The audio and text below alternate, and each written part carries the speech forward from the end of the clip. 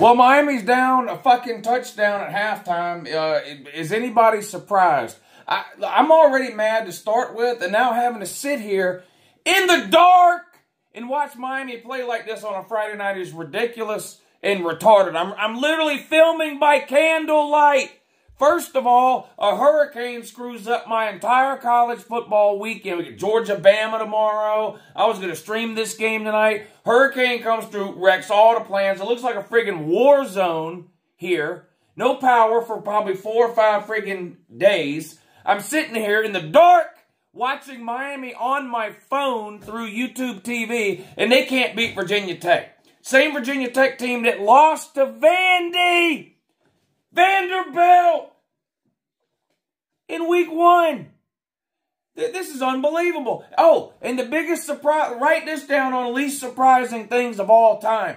Mario Cristobal fucks up the end of the first half clock management. Mind blown. Mind blown. A pass interference penalty. They got time for maybe one more play. There's 5 seconds left and they got a timeout.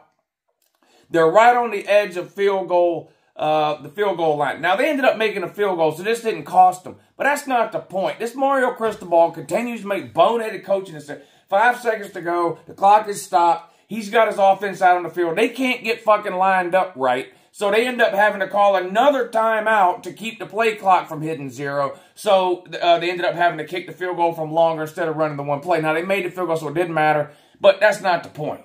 It's Mario Cristobal. And I'm sitting in the dark watching this shit.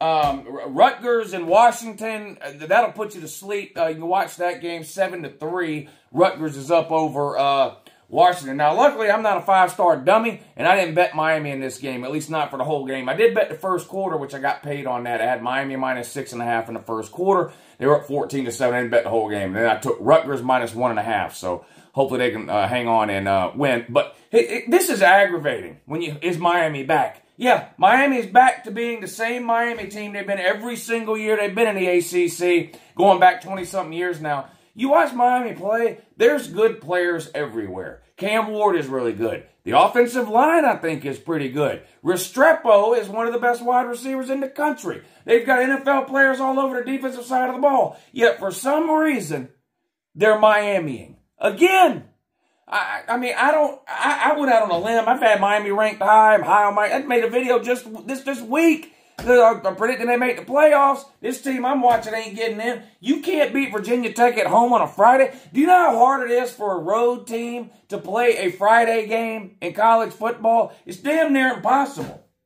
You're talking about a top 10 Miami team playing someone at home who lost to Vanderbilt 4 weeks ago. Did you see the shot of the crowd, by the way, for the opening kickoff of this game? Boy, y'all ought to be embarrassed and ashamed of yourself. I don't understand it. What does Miami have to do? Now, yeah, they look like shit now at halftime of the Miami-Virginia Tech game. But up till this point in the season, they've been dominant. They've been one of the best teams in football. They've got a Heisman candidate quarterback. Everybody's talking about Miami again. And they show a shot of this crowd for opening kickoff. There were 17, 18 people there. I don't understand. I don't know why I even come on here and talk about Miami when Miami's own fans won't even go to the games.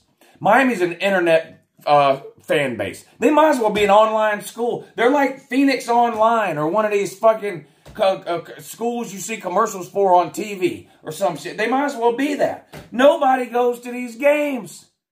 They got fans all over the internet. Nobody goes to the games. That's embarrassing.